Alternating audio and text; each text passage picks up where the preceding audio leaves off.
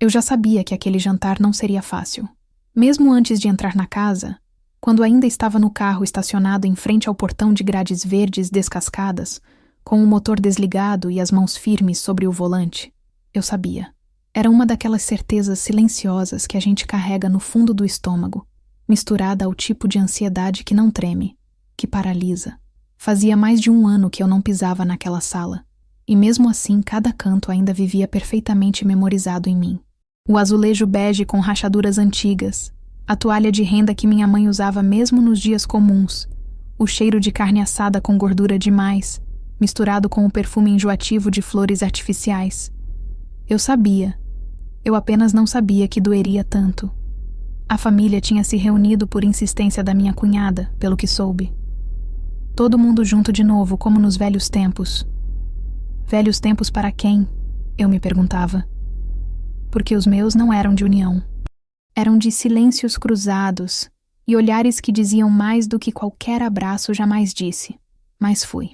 Fui porque havia algo em mim que ainda queria, teimosamente, provar alguma coisa. Não para eles, para mim.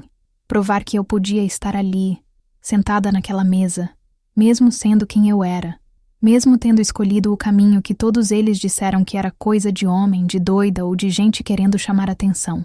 Entrei sem fazer alarde. Meu irmão mais velho já estava servindo cerveja, gargalhando alto com o mesmo grupo de amigos de infância que nunca mudaram nem a risada. Meu pai estava sentado na ponta da mesa, o queixo erguido e a testa já franzida mesmo antes de qualquer palavra. Minha mãe ajeitava guardanapos dobrados com precisão militar, irônico, considerando como ela nunca aceitou que eu me tornasse uma. E então meu sobrinho. O único olhar que não carregava julgamento. O único olhar que me viu de verdade naquela noite. Sentaram-se todos. Eu fui colocada entre minha tia e um primo que mal lembrava meu nome. A conversa começou leve, com histórias repetidas da juventude do meu irmão, sempre heróicas, sempre engrandecidas a cada nova versão. Ele era o exemplo da família, o que ficou por perto, o que seguiu o caminho certo. Até que depois de um brinde barato veio a frase. Aquela frase, olhem só, até hoje ela não serve para nada além de vergonha, disse rindo, com a naturalidade de quem nunca pensou 2 vezes antes de humilhar alguém, como se eu fosse uma personagem cômica na história da família, como se eu nunca tivesse saído dali, suado, sangrado, resistido. As risadas vieram quase que em uníssono, um riso que parecia ensaiado, coreografado com anos de desprezo acumulado. Minha mãe não riu, mas também não falou nada. Meu pai apenas suspirou fundo, sacudindo a cabeça antes de soltar a sentença. Uma decepção que carrego até hoje. Aquilo não foi uma facada. Foi um corte preciso, cirúrgico, sem grito, sem dor aparente. Apenas aquela dormência silenciosa que vem quando o coração decide parar de tentar convencer os outros de que vale a pena. Eu não reagi. Não bati o garfo na mesa. Não chorei. Não disse nada. Apenas olhei fixamente para o prato de arroz e farofa na minha frente e pensei, é isso. Depois de tudo, de anos fora, de tudo que conquistei, ainda sou apenas isso para eles. Uma nota de rodapé que envergonha. Foi então que ouvi a cadeira sendo arrastada. Meu sobrinho, de apenas 9 anos, se levantou devagar. Os olhos dele, os mesmos do irmão que me atacara segundos antes, estavam fixos em mim, não no meu uniforme civil, não na minha postura sempre firme, mas em mim, a mulher por trás da farda. Ele engoliu seco, apertou os punhos e disse, sem elevar a voz, eu quero crescer e ser exatamente como você. O silêncio foi instantâneo. As risadas cessaram como se alguém tivesse cortado o fio de um alto-falante. Meu irmão empalideceu. Não porque a frase do filho tivesse sido ofensiva, mas porque, pela primeira vez, alguém desafiava a narrativa que ele construiu por anos. A narrativa de que eu era o erro, o fracasso, a vergonha. E agora, ali, diante de todos, aquele garoto fazia o que nenhum adulto naquela sala teve coragem de fazer. Me reconhecer. Meu pai abaixou o olhar. Minha mãe fingiu não ouvir. Meu irmão forçou um sorriso sem graça e tentou mudar de assunto. Mas a quebra já tinha acontecido. A fratura já estava ali, entre os pratos, entre os olhares constrangidos, e as mãos paradas com os talheres suspensos no ar. Meu sobrinho, então, voltou a se sentar, sem mais palavras. E naquele gesto simples, eu vi o que nunca encontrei nas homenagens oficiais, nas cerimônias de patente, nas placas de reconhecimento pelos serviços prestados à pátria. Eu vi orgulho.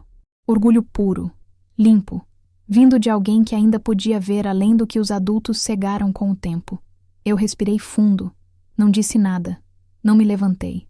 Continuei ali, inteira, porque a mulher que eles tentaram apagar já não dependia de aprovação alguma.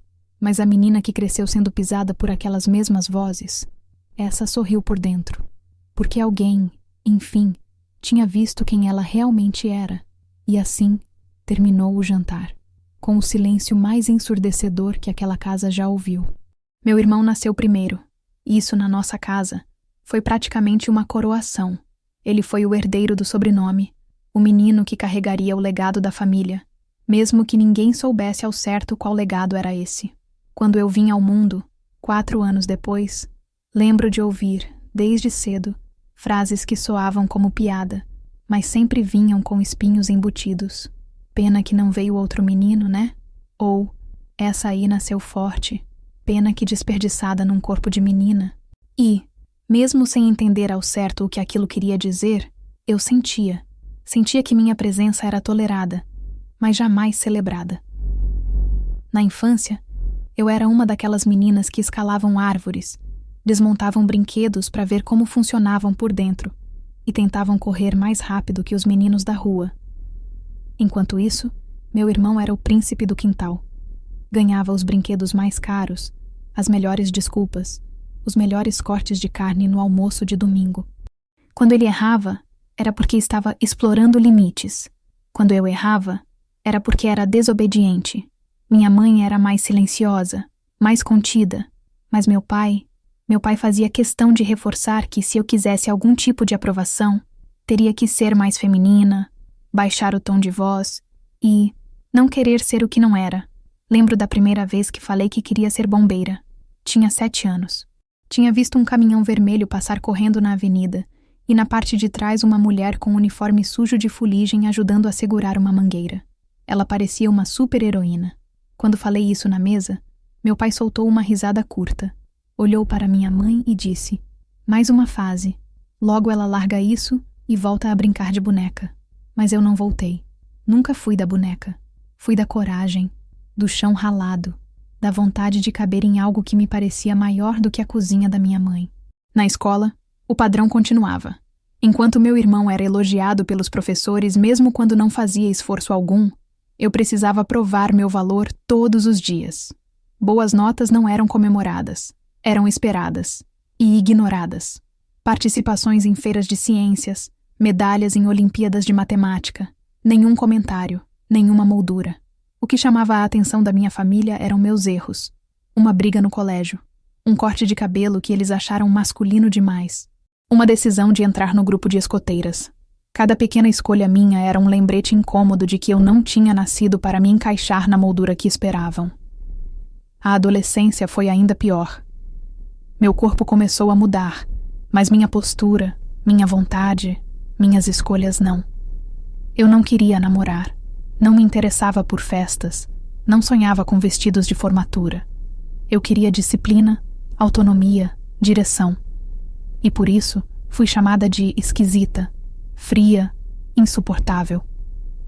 Não por estranhos, mas dentro da minha própria casa.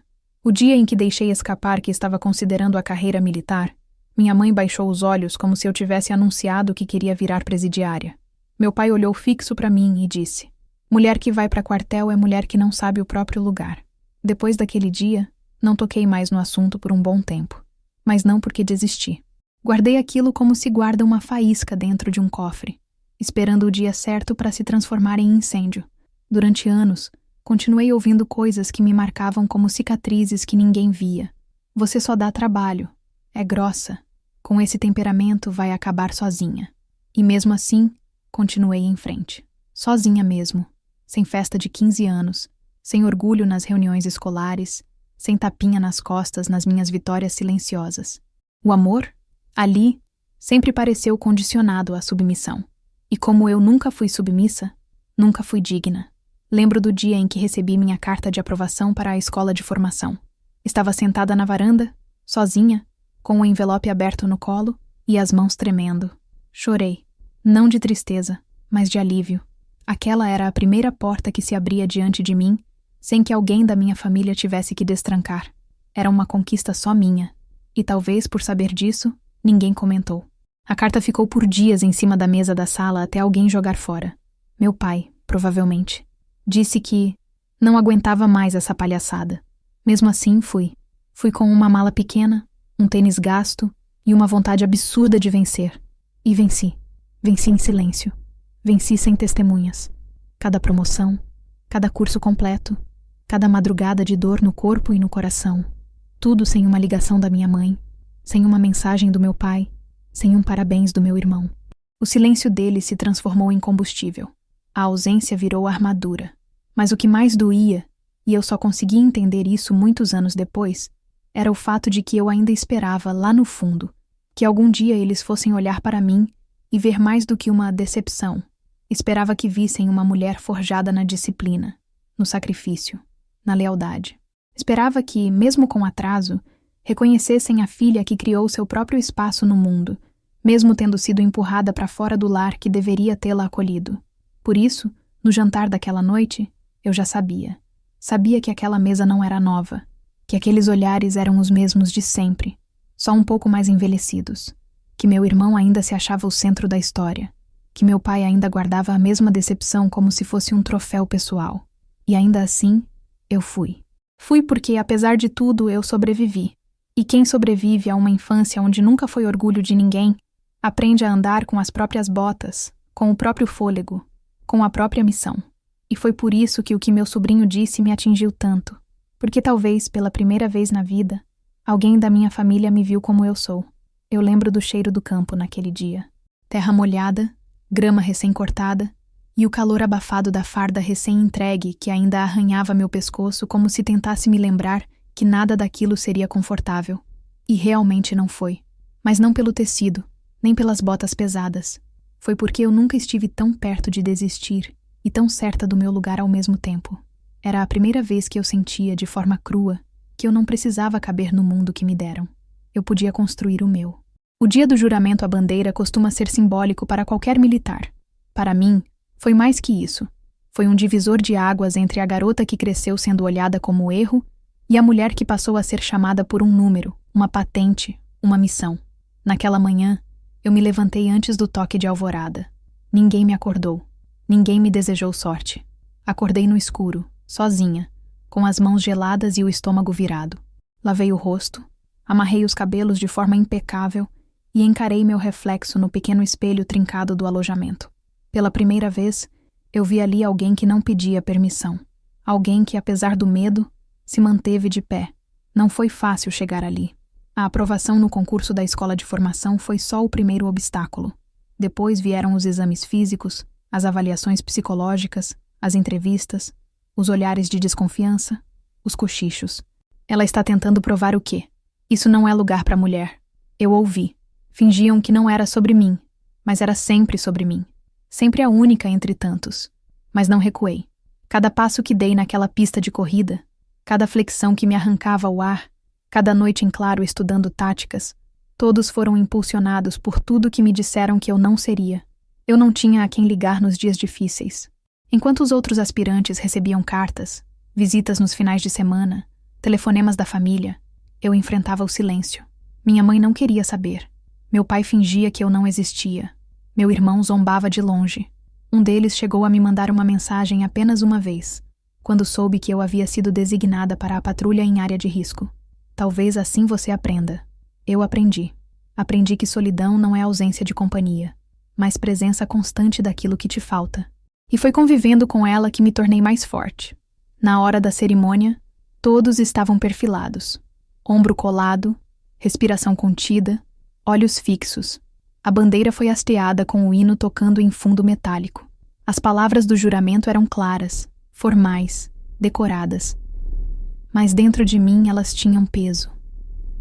Quando disse em voz alta que me comprometeria a defender a pátria com o sacrifício da própria vida, não era só ao país que eu estava me entregando. Era a minha própria reconstrução.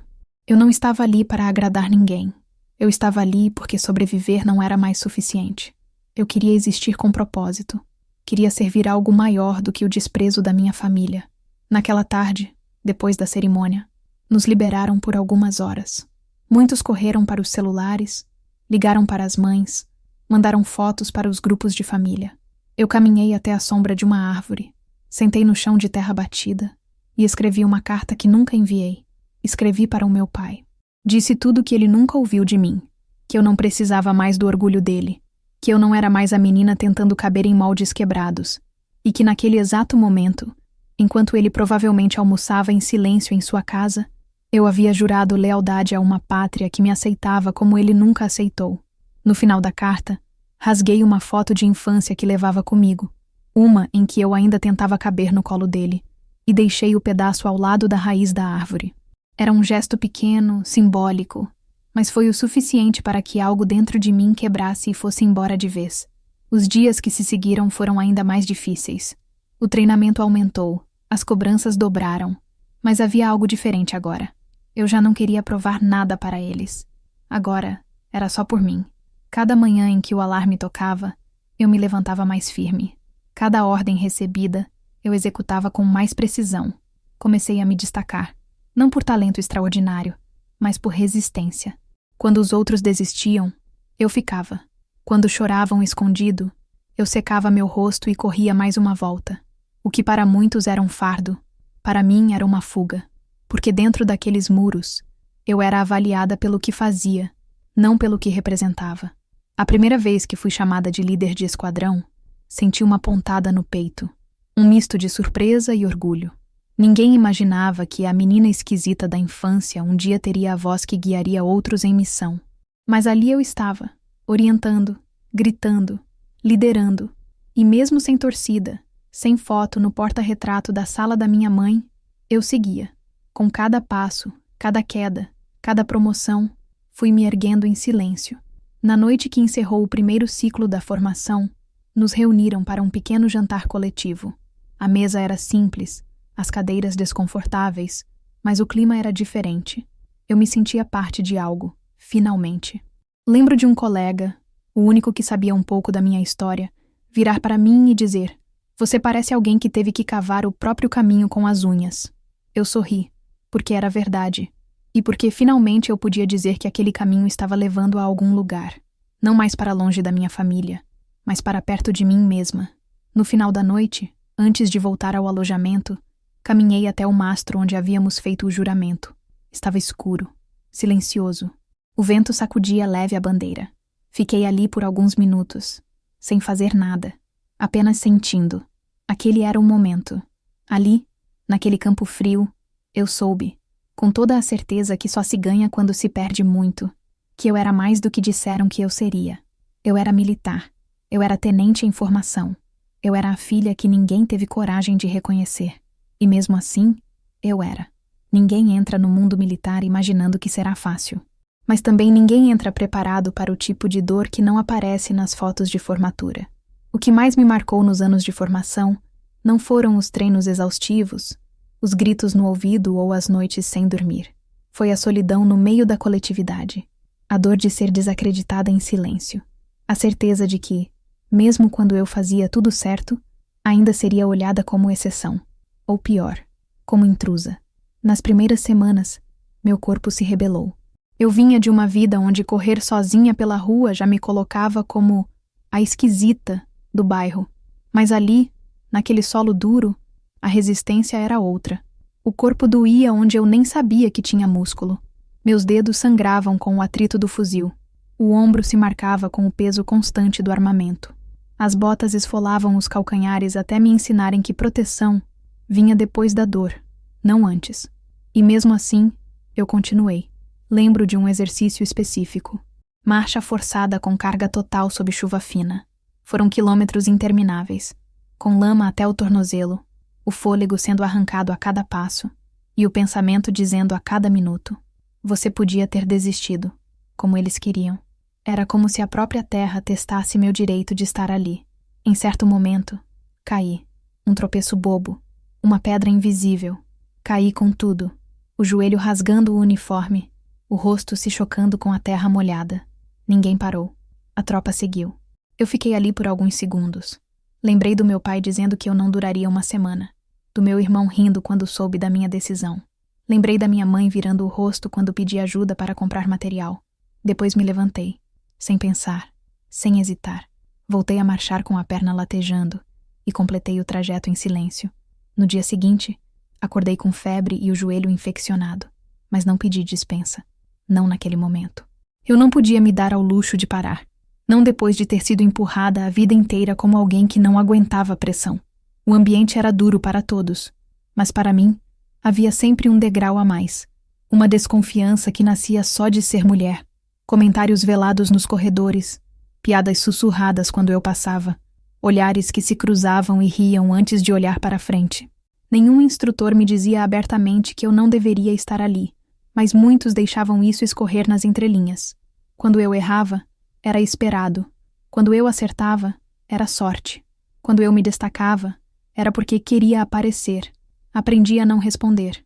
Não porque eu não tinha palavras, mas porque eu aprendi que em ambientes como aquele, silêncio é resistência. E resistência ali é a forma mais pura de vitória. Certa vez, durante um treinamento de combate, fui designada para liderar uma simulação. Era a minha primeira vez comandando colegas, a maioria homens, todos com mais tempo de experiência. Eu tracei o plano, revisei as posições, organizei os sinais. No dia da simulação, executei tudo com precisão. Ganhamos. A missão foi considerada perfeita, mas, na avaliação final, o instrutor olhou para os rapazes e disse: "Belo trabalho, senhores." E depois, como se só então me notasse, virou para mim e completou: "E você? Parabéns por não ter atrapalhado." Aquilo doeu mais do que qualquer corte físico, porque não era só sobre mim, era sobre tudo que eu representava, sobre o esforço não visto, a liderança invisível, a competência que nunca seria reconhecida enquanto viesse de mim. Saí da sala sem dizer nada. Fui até o banheiro, lavei o rosto e voltei para o alojamento. Naquela noite, escrevi de novo. Não para meu pai dessa vez, mas para mim. Escrevi que não importava o que diziam, que minha voz não precisava ecoar na boca deles para ter valor, que cada ferida era um degrau, e que eu subiria, mesmo sangrando. Houve momentos em que pensei em sair, em que o travesseiro virou confidente de lágrimas caladas, mas toda vez que esse pensamento me rondava, eu me lembrava de quem estaria feliz com minha desistência. Lembrava da frase do meu irmão: "Ela vai correr de volta chorando na primeira semana." E isso era tudo que eu precisava para ficar. As feridas que o treinamento deixou não foram só no corpo. Foram cicatrizes internas, marcas de silenciamentos, de ter que provar 100 vezes o que um homem só precisava dizer uma, de ser julgada pelo tom de voz, pela firmeza do olhar, pela forma de andar, de ouvir que eu era grossa demais, inflexível, dura. Eu não era. Eu era treinada para resistir, porque se não fosse assim, já teriam me quebrado desde a infância. Com o tempo, passei a me tornar referência, não porque me permitiram, mas porque conquistei. Colegas começaram a me procurar para revisar estratégias, pedir conselhos, dividir dúvidas. Instrutores passaram a me olhar diferente, não com afeto, mas com respeito. O tipo de respeito que nasce quando você continua de pé, mesmo quando tentam te derrubar por dentro. Eu não tinha rede de apoio. Não tinha a mãe me esperando com bolo depois das formaturas. Não tinha pai orgulhoso me esperando com abraços. Mas eu tinha a mim. E fui me bastando. Quando completei o ciclo de especialização, recebi uma medalha por mérito. Foi discreta, quase protocolar. Ninguém da família foi. O evento teve palmas tímidas, fotos rápidas. Mas ao subir naquele palco e ouvir meu nome sendo chamado com patente e sobrenome, eu entendi. Minha história nunca teve aplausos, mas ela tinha força. E aquela medalha, pequena e dourada, pendurada sozinha na lapela do meu uniforme, era mais do que um reconhecimento. Era uma resposta a todos que me disseram que eu não servia para nada além de vergonha, que eu não aguentaria, que eu estava tentando provar algo. Eles estavam certos numa coisa. Eu estava mesmo tentando provar algo, mas não para eles, para mim. A primeira condecoração que recebi não veio com fogos, nem discurso emocionado de um familiar na plateia. Veio com silêncio. Um silêncio que começou no auditório militar, diante da bandeira nacional e do comandante que apertou minha mão com firmeza e que continuou até o momento em que cheguei em casa e deixei a medalha sobre a cômoda, esperando que ela dissesse por mim aquilo que ninguém jamais quis ouvir. Naquele dia, fui reconhecida oficialmente pelo Estado brasileiro como destaque de conduta, liderança e desempenho em missão de campo. Mas dentro da minha própria família, eu ainda era apenas a teimosa, a difícil, a que não virou ninguém. Foi no 5º ano de serviço ativo. Eu tinha acabado de retornar de uma operação em área de risco, uma missão complexa de monitoramento e suporte técnico em território instável. Foram 3 semanas de tensão constante, clima hostil, pouca comida e noites de guarda sem piscar. E mesmo assim, eu fui a única mulher da equipe a manter avaliação excelente em todos os critérios, inclusive resistência física e tomada de decisão sob estresse. Quando retornamos, a base organizou uma pequena cerimônia para entrega de medalhas. Um evento simples, discreto, como costumam ser nesses círculos. Receber aquela honraria na frente dos colegas que acompanharam cada segundo da missão foi algo que jamais esqueci. Mas quando enviei a notícia para casa, a resposta veio no mesmo tom de sempre. Meu pai respondeu com um áudio de 3 segundos. Tá. Minha mãe sequer visualizou a mensagem. Meu irmão mandou um emoji de palminha seguido de já pode pedir aumento agora? E foi isso. Na semana seguinte, participei de uma entrevista institucional sobre a presença feminina na Força Aérea. Eu estava nervosa, mas fui direta. Falei sobre os desafios, o preconceito velado, o orgulho de servir ao país mesmo sem nunca ter sido servida de reconhecimento dentro da própria casa. A matéria circulou em alguns jornais locais e sites militares. Recebi mensagens de aspirantes, de mulheres jovens dizendo que queriam seguir meu caminho. Uma tenente de outra região me escreveu dizendo que mantinha meu recorte de jornal na parede do alojamento. Mas dentro da minha família, ninguém mencionou nada.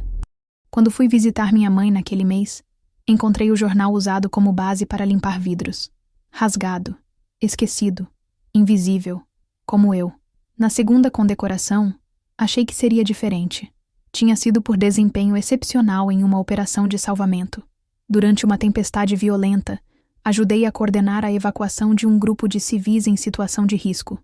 Recebemos aplausos públicos. Fomos citados em uma sessão da Câmara. Meu nome foi mencionado com honra ao mérito. Eu apareci no jornal da base e até em uma pequena reportagem da TV. Pensei, agora talvez eles vejam, talvez entendam. Eu não era só a filha rebelde que fugiu para o quartel. Eu estava fazendo a diferença. Naquela noite, liguei para casa. Era tarde, mas minha esperança era maior do que minha cautela. Quem atendeu foi meu pai. Disse apenas, já vi na televisão, mas a câmera nem te mostrou direito. Depois, acrescentou, só faz teu trabalho, não precisa fazer escândalo. Desliguei com um gosto amargo na garganta. Era como se quanto mais eu subia, mais eles quisessem me empurrar de volta. Como se minha luz incomodasse mais do que minhas falhas. Como se eu só tivesse valor enquanto errasse, porque era isso que confirmava a narrativa que construíram sobre mim. Quando comecei a acertar, a vencer, a me destacar, a narrativa que eles sempre usaram não se sustentava mais. E em vez de reescreverem a história comigo, escolheram fingir que nada disso existia. Mas o que mais me doeu, mais do que qualquer frase cortante ou omissão deliberada, foi no dia em que recebi minha insígnia de tenente. Foi uma cerimônia fechada, só para militares e familiares diretos. Cada militar podia convidar 2. Muitos trouxeram pais, mães, irmãos, esposas, filhos. Eu trouxe ninguém, porque naquele momento eu já sabia. Seria mais doloroso ver uma cadeira vazia com o nome deles do que simplesmente não ver cadeira alguma. Durante o juramento solene, fitei o horizonte.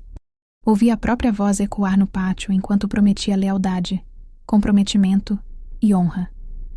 Enquanto apertava a mão do comandante e recebia minha nova patente, pensei em tudo que tinha me levado até ali. Nas quedas, nos fardos, nos silêncios. Mas principalmente, pensei na menina que eu via, dentro de casa, que nenhuma mulher de valor vai para quartel. Aquela menina cresceu e agora era tenente da Força Aérea Brasileira. Mas sua família ainda a via como nada. Na volta para o alojamento, olhei para o espelho com a nova insígnia. Sozinha. Não chorei. Apenas respirei fundo. E ali, naquele instante, fiz uma escolha. Deixaria de esperar. Parei de enviar fotos, de tentar dividir conquistas, de buscar palavras que não viriam. Porque eu entendi que ser reconhecida por quem te diminui é um desejo que só alimenta o vazio. E eu estava cheia de méritos, de medalhas, de cicatrizes, mas não queria mais carregar esperança onde já não havia espaço. Com o tempo, minhas condecorações passaram a ocupar uma pequena caixa de madeira que deixei no armário trancado. Não por vergonha, mas porque aprendi que, para mim, honra nunca veio de molduras, veio da resistência, do silêncio mantido quando tudo queria me calar, das escolhas que fiz quando ninguém apostou que eu conseguiria, de ter me mantido de pé quando minha própria família preferia me ver ajoelhada. As medalhas seguiram vindo, o reconhecimento também. Cartas oficiais, convites para eventos, mentorias para jovens militares, mas eu já não mandava nada para casa. Não contava, não esperava, e por mais que doesse, aprendi a caminhar com isso, porque havia algo maior acontecendo. Mesmo sem saber, eu estava abrindo uma trilha, e alguém estava observando de perto, alguém pequeno, que um dia me olharia na mesa de jantar e diria com firmeza: eu quero crescer e ser exatamente como você. Eu quase rasguei o convite assim que o abri. Era um envelope branco, sem firulas, com meu nome escrito à mão em letras apressadas, a caligrafia da minha cunhada. Dentro, um cartão simples. Jantar em família. Todos reunidos como nos velhos tempos. Esperamos por você. A frase vinha seguida de data, horário e endereço. Nenhuma menção à saudade, nenhuma assinatura pessoal, nenhuma linha que soasse como reparo, ou sequer reconhecimento. Ainda assim, eu reli o convite 3 vezes, como se tentasse encontrar ali algo que não estava à vista, alguma intenção oculta, alguma razão plausível para aquilo ter chegado até mim, porque por anos, o que eu recebi foi o silêncio, a ausência disfarçada de normalidade, a ignorância disfarçada de costume, e agora, de repente, esperamos por você? Demorei 2 dias para decidir se iria. Durante esse tempo, o convite ficou na minha mesa de cabeceira, ao lado das chaves do armário onde guardo minhas medalhas e da foto do meu primeiro esquadrão. Todos os dias, eu olhava para aquele pedaço de papel e perguntava a mim mesma: por que agora? E por que eu ainda me importava? A verdade é que parte de mim nunca deixou de desejar pertencer. O treinamento, a farda, as missões, as condecorações, tudo isso construiu em mim uma nova identidade, sólida, imbatível, reconhecida por colegas e superiores. Mas nenhuma das minhas promoções apagou o silêncio da sala da minha infância. Nenhuma marcha me libertou completamente da ausência de um parabéns vindo do meu pai. E nenhuma cerimônia foi capaz de preencher o lugar vago de onde um dia eu quis ouvir da minha mãe que ela tinha orgulho de mim. Eu nunca ouvi, mas fui em frente mesmo assim. E agora, diante daquele convite, percebi que talvez não era só sobre provar nada. Talvez fosse sobre encerrar o ciclo. O jantar seria no sábado, uma data qualquer. Mas que, coincidentemente, caía exatamente 1 semana depois da minha última missão, onde atuei como comandante de operação conjunta em um exercício nacional. Eu havia sido parabenizada pessoalmente por um brigadeiro. Tinha discursado para aspirantes, recebido uma placa, e ninguém da minha família soube. Ou se soube, escolheu ignorar. E então, 7 dias depois, um convite. Não para uma homenagem, nem para me ouvir, mas para jantar como nos velhos tempos.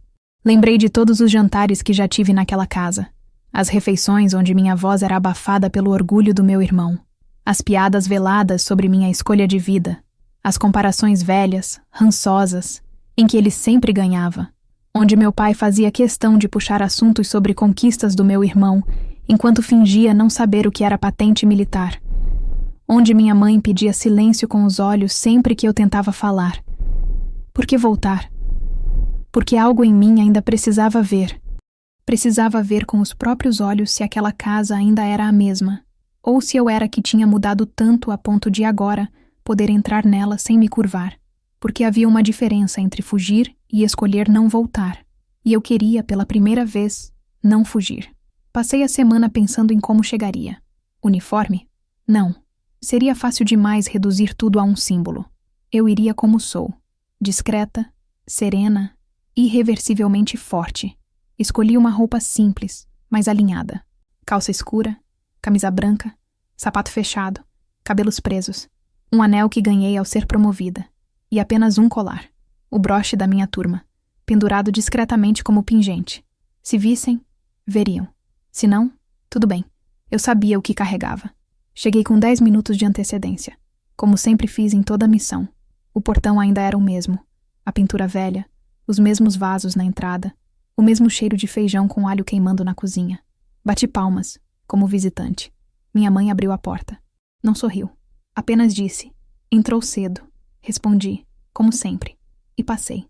A sala estava cheia.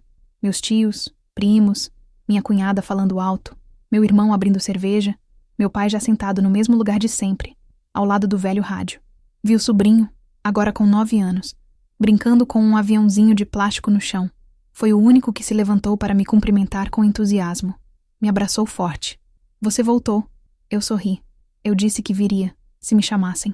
Todos me olhavam, mas evitavam cruzar os olhos. Sorrisos polidos, comentários sobre o tempo. Ninguém mencionou minha ausência em tantos anos. Ninguém perguntou onde eu estive, o que conquistei, o que vivi. Era como se todos tivessem combinado em manter a farsa de que eu nunca fui embora, que tudo foi normal, que eu estava apenas voltando da padaria, não de uma vida inteira de batalhas, promoções, missões, sacrifícios. Durante o jantar, sentei onde me mandaram sentar, como sempre foi. Meu irmão começou com as histórias de sempre, contando vantagens, fazendo piadas, se engrandecendo enquanto os outros riam e assentiam. Em certo momento, me olhou e disse: "Agora que voltou, vê se fica, né? Quem sabe aprende a não fugir das responsabilidades." As risadas vieram com força.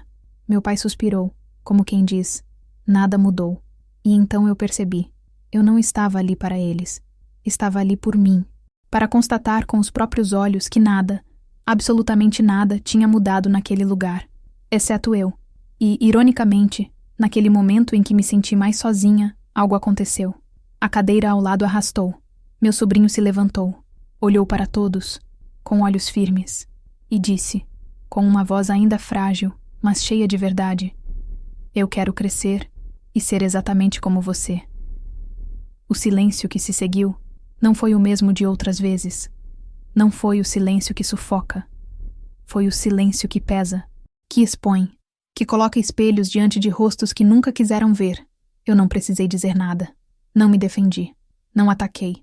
Apenas sorri, porque ali, diante daquela mesa que por tanto tempo me excluiu, alguém havia quebrado o ciclo.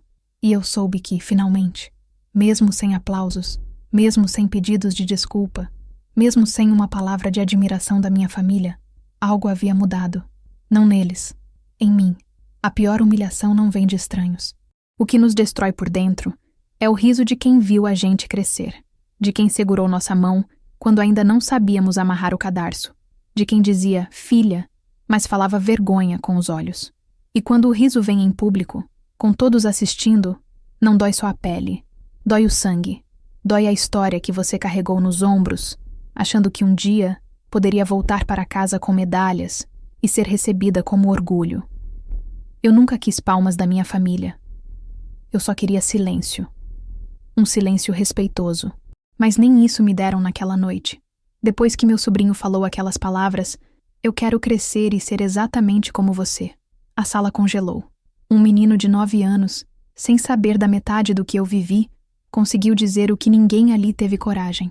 E foi justamente isso que doeu nos outros. Porque não veio de mim. Veio de alguém que eles ainda achavam que podiam controlar. Um reflexo que eles não esperavam ver, vindo de onde achavam que a história se repetiria como sempre. Homens à frente, mulheres caladas. Meu irmão olhou para o filho como se ele tivesse cometido uma traição. Depois olhou para mim. A risada começou baixa, nasal, quase como um riso nervoso. Mas cresceu. Cresceu como cresce o sarcasmo de quem não tem argumentos. Bateu a mão na mesa e disse: "Olhem só, até hoje ela não serve para nada além de vergonha. Agora já tem discípulo." Os risos vieram em ondas. A tia do lado soltou um "Ai, meu Deus!", tentando disfarçar o desconforto. Meu primo riu alto. Minha mãe fechou os olhos como quem já sabia o que viria. Meu pai apenas murmurou sem levantar a cabeça. Uma decepção que carrego até hoje. Foi ali, aquele segundo, aquele instante exato em que o mundo não grita, mas você sente o estômago desabar, o sangue parar de circular, o rosto congelar. Eu fiquei imóvel, como se meu corpo estivesse presente, mas minha alma tivesse saído de cena por autoproteção. Porque a humilhação, quando vem assim, diante de uma mesa cheia, não atinge só você. Ela se estende pelo tempo, arranca pedaços da sua infância, reabre feridas que você achou que tinham cicatrizado. O que meu irmão disse não era novo, mas dito ali, daquela forma, diante do meu sobrinho, foi como jogar barro na única luz que ainda havia naquela casa. E mesmo assim, eu não chorei, eu não respondi, eu não levantei da mesa. Naquele momento, entendi que minha maior força sempre foi não reagir como esperavam. Eu olhei para o meu prato.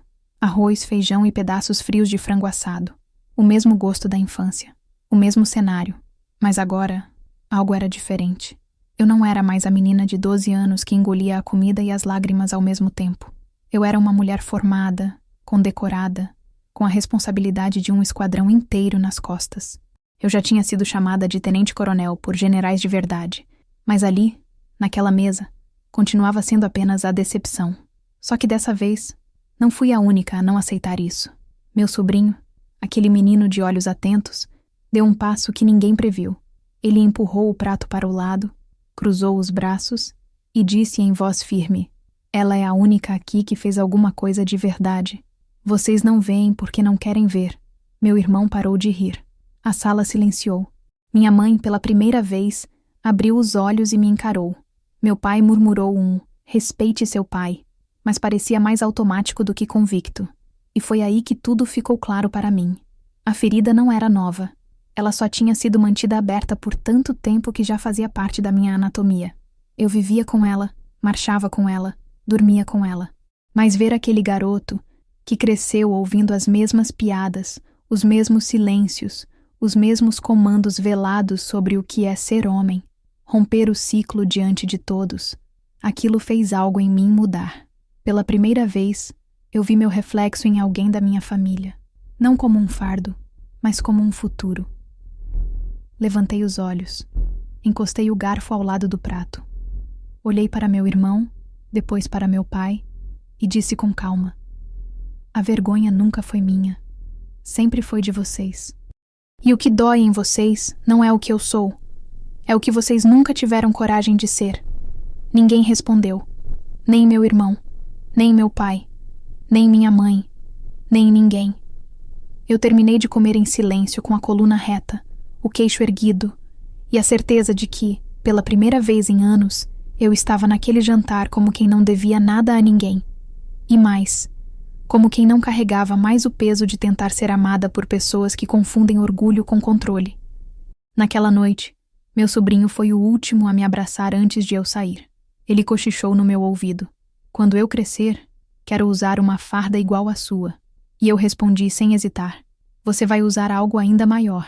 A verdade, deixei aquela casa sem olhar para trás, porque naquele jantar eles tentaram me envergonhar, mas só conseguiram se expor, e dessa vez não havia marcha que me fizesse recuar. É curioso como, às vezes, o que fere não é a ausência de palavras, mas a presença delas ditas por alguém que não deveria saber tanto. Quando a voz do meu sobrinho se ergueu naquela sala, uma voz que ainda carregava a inocência, mas já soava firme como um comando, ela atravessou mais do que o ar. Ela cortou décadas de silêncio, anulou gerações de desprezo disfarçado de disciplina e fez com que, por um breve momento, todos naquela mesa olhassem para mim, não como a filha difícil, mas como um espelho que eles evitaram por tempo demais. A fala dele não foi longa.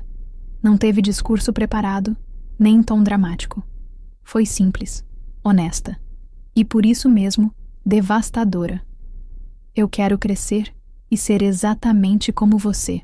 Palavras que ecoaram com força. Porque para quem estava acostumado a controlar narrativas dentro daquela casa, aquilo foi uma ruptura. Meu irmão perdeu a cor. Minha mãe arregalou os olhos como se tivesse visto um fantasma. Meu pai apertou o garfo com tanta força que a mão dele chegou a tremer. E eu só respirei fundo, porque naquele instante percebi que não importa quantas vezes tenham tentado me reduzir. A minha história tinha saído do controle deles. A reação da mesa foi um estudo de negação coletiva. Meus tios mudaram de assunto rapidamente. Uma das tias puxou a história de uma receita qualquer.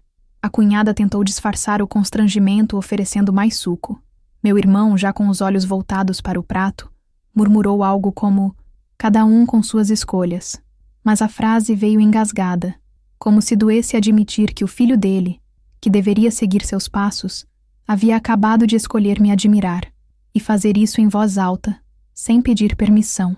Foi a primeira vez em toda a minha vida que alguém da minha família me apontou como exemplo.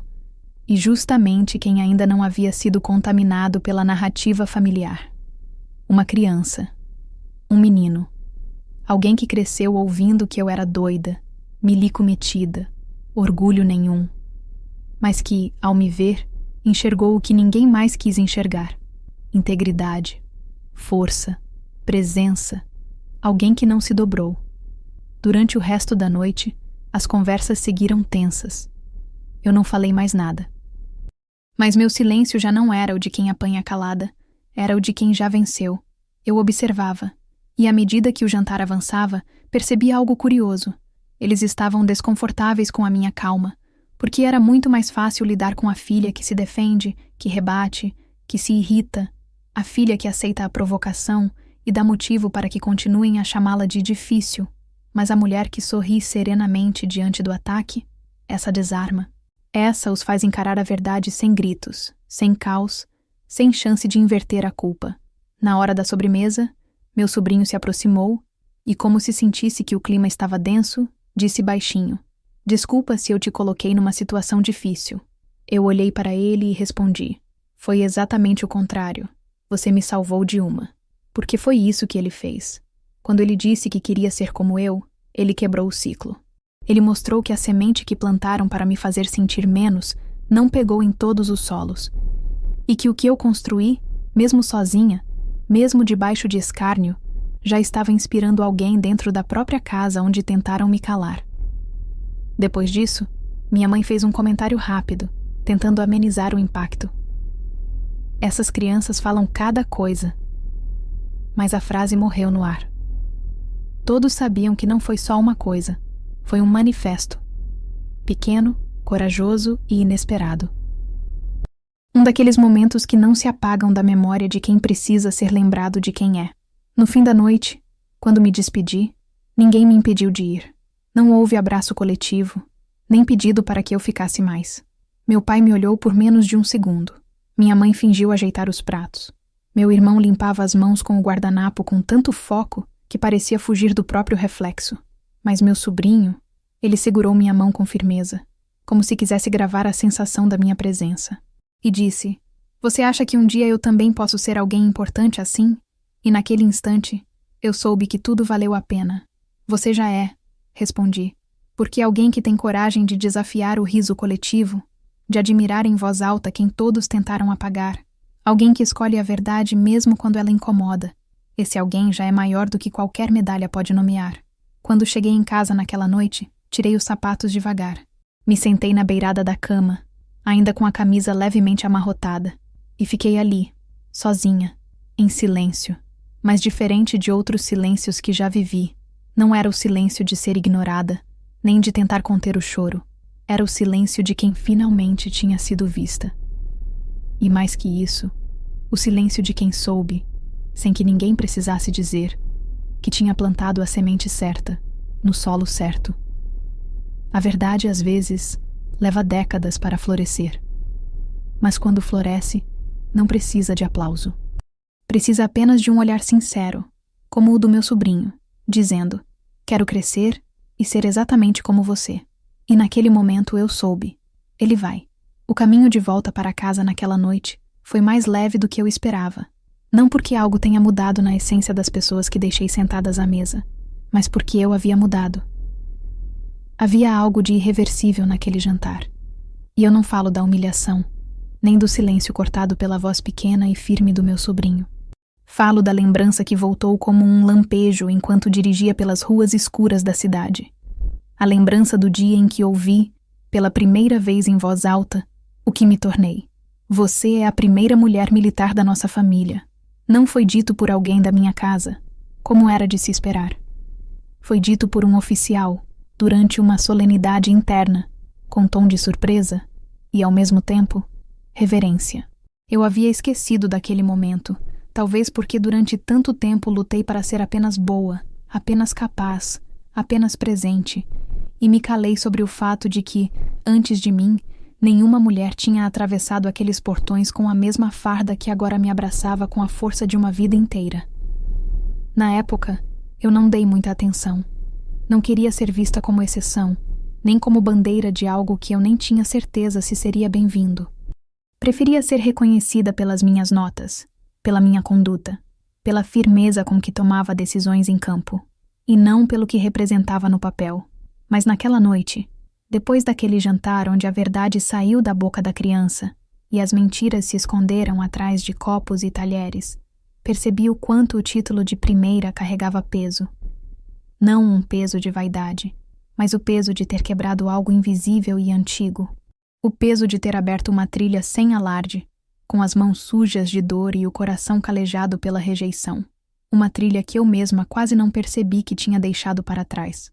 E naquele silêncio dentro do carro, enquanto os faróis cortavam as ruas vazias e o rádio sussurrava uma música que eu não reconhecia, eu disse em voz baixa, como se falasse para mim mesma: eu sou a primeira. Lembrei das vezes em que caminhei sozinha pelos corredores da escola de formação, com a cabeça baixa e o passo firme, enquanto os outros se entreolhavam e diziam com os olhos que aquele lugar não era meu. Lembrei da primeira vez que entrei em um alojamento onde nenhuma mulher havia estado antes, e de como todos os olhares se voltaram para mim, como se eu tivesse invadido um santuário que não me pertencia. Lembrei dos relatórios assinados com o meu nome, e das reuniões onde minha voz era interrompida antes que a frase chegasse ao fim.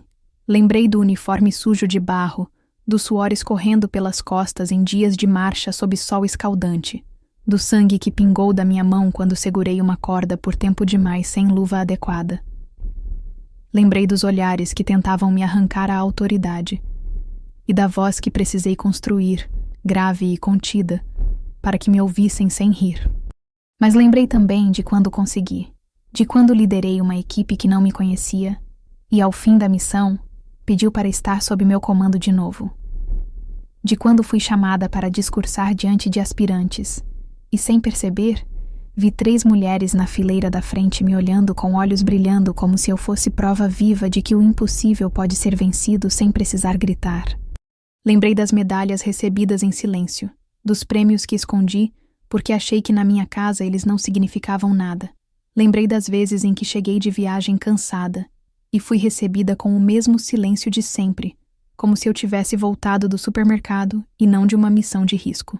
Lembrei da única vez em que meu pai mencionou minha carreira para alguém e usou a palavra teimosia ao invés de coragem.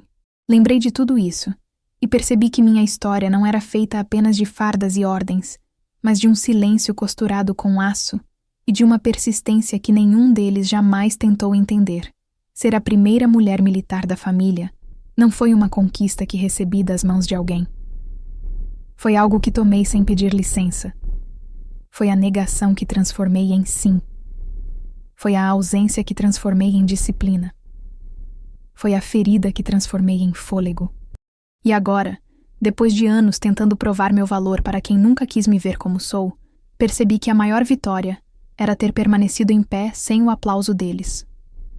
Ser a primeira significava também ter sido o alvo mais fácil. A que carregou, sozinha, o peso do deboche, da negação, da comparação. Mas também significava que agora, outra geração podia olhar e dizer: ela fez. E mais do que isso, se ela fez, eu também posso. Na manhã seguinte ao jantar, acordei com a mente inquieta. Me sentei na sala com uma xícara de café na mão e a janela aberta. O céu estava limpo, mas o vento soprava forte. Peguei minha pasta de documentos, onde guardo minhas promoções, medalhas e cópias de relatórios de missões. Abri a capa com cuidado. Passei os dedos pelas folhas. E ali, pela primeira vez, eu não procurei provas. Eu procurei lembranças. E encontrei. Não dos dias em que tentei agradar minha família, mas dos dias em que entendi que eu já era suficiente, mesmo sendo invisível aos olhos deles. Decidi então fazer algo que nunca tinha feito. Escrevi uma carta. Não para eles, mas para o meu sobrinho. Disse que tinha orgulho de ter ouvido aquelas palavras dele, que ser a primeira era uma honra, mas que ver alguém como ele dizendo que queria ser como eu era o maior reconhecimento que eu já havia recebido. Escrevi sobre escolhas, sobre resiliência, sobre o que é continuar mesmo quando a própria família nos nega o nome. E no fim, coloquei uma frase que só quem sabe o que é carregar uma farda no corpo e outra na alma entende. Ser a primeira não é sobre ser melhor. É sobre garantir que ninguém mais precise ser a única. Fechei a carta e guardei. Um dia, quando ele tiver idade para entender o que viveu naquela noite, eu entrego. Até lá, sigo sendo o que sempre fui, invisível para alguns, insuportável para outros, mas inegável para quem tem coragem de enxergar. Demorei muitos anos para entender que algumas portas não se abrem com chave, mas com abandono, que há lares onde a gente deixa de bater não por orgulho, mas por instinto de sobrevivência, e que o orgulho que tanto busquei em olhos que me viram crescer só brotaria, enfim, quando parei de procurar. Durante grande parte da minha vida, achei que precisava provar alguma coisa, que, ao voltar para casa com um uniforme impecável, com o nome gravado em placas, com condecorações que vieram após noites mal dormidas, eu finalmente veria nos olhos deles algo que dissesse: agora sim, agora você é uma de nós. Mas esse dia nunca chegou, porque não era sobre o que eu fazia, era sobre o que eles não queriam admitir, que eu tinha vencido onde juraram que eu fracassaria.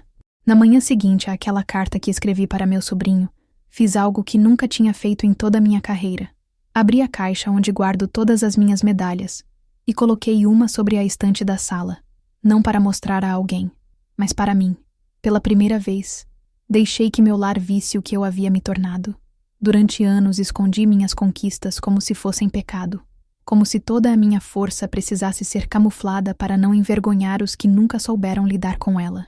Mas naquele instante, olhei para aquela medalha, simples, dourada, discreta, e vi ali o reflexo da mulher que fui me tornando a cada não, a cada risada abafada, a cada jantar onde me serviram desprezo como prato principal.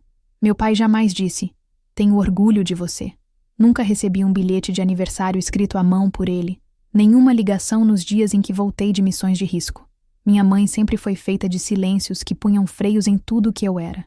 E meu irmão, desde pequeno, aprendeu que ser homem significava apagar o brilho das mulheres ao redor. Eu crescia em um terreno seco, onde o carinho era distribuído por meritocracia de obediência, onde o filho que repetia as palavras do pai era exaltado, e a filha que ousava pensar com a própria cabeça era descartada. E mesmo assim, cresci como cresce árvore em calçada rachada, empurrando o cimento até ele ceder. O orgulho que eu procurava neles estava em mim o tempo todo, mas eu não conseguia vê-lo, porque estava ocupada demais tentando caber em molduras que me encolhiam. Quando parei de tentar, ele apareceu, não como euforia, nem como medalha no peito, mas como paz, como o silêncio da certeza, como aquele instante em que você acorda e, pela primeira vez em muito tempo, não sente mais falta de ninguém que te diminuiu. Na semana seguinte ao jantar, recebi um convite oficial para discursar na cerimônia de formatura de uma nova turma de cadetes. Quando subi ao palco, não usei minha farda mais vistosa. Escolhi a que usei na minha primeira missão, aquela que carrega suor nas costuras e marcas de tempo nos ombros. Falei sobre disciplina, sobre superação, sobre as noites em que chorei sozinha na cama sem saber se conseguiria continuar. Mas no fim, disse algo que nunca havia dito publicamente. Nem sempre o reconhecimento vem de onde a gente espera. Às vezes, Ele vem de onde a gente menos imagina. De um colega em silêncio, de uma carta anônima, ou até de uma criança sentada numa cadeira, dizendo baixinho que quer ser como você. E quando isso acontecer, saibam, vocês não precisam mais de aplausos.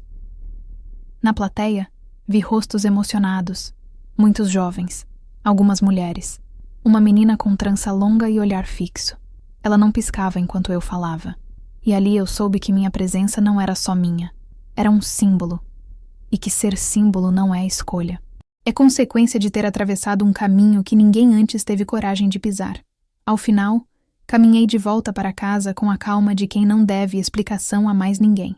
Preparei meu próprio jantar, sentei sozinha à mesa e pela primeira vez em anos, comi em paz. Ninguém para me corrigir, ninguém para me comparar. Apenas eu, minhas escolhas, e o som da louça batendo suavemente na pia. O telefone tocou. Era meu sobrinho. Disse que queria me visitar no próximo feriado, que queria ver meus livros, minhas medalhas, minhas fotos. Eu disse que estaria esperando, mas não por ele, por mim, porque dessa vez eu queria ser vista. Antes de dormir, abri a janela. A rua estava vazia, o céu, limpo. Respirei fundo, e naquela respiração couberam todos os não que escutei, todas as portas fechadas, todos os silêncios, todos os risos, e ainda assim sobrou espaço, para mim, para quem eu era, para quem me tornei, para o que ainda serei. Porque no fim das contas, o orgulho que eu esperei a vida inteira nunca esteve lá fora. Ele sempre esteve aqui,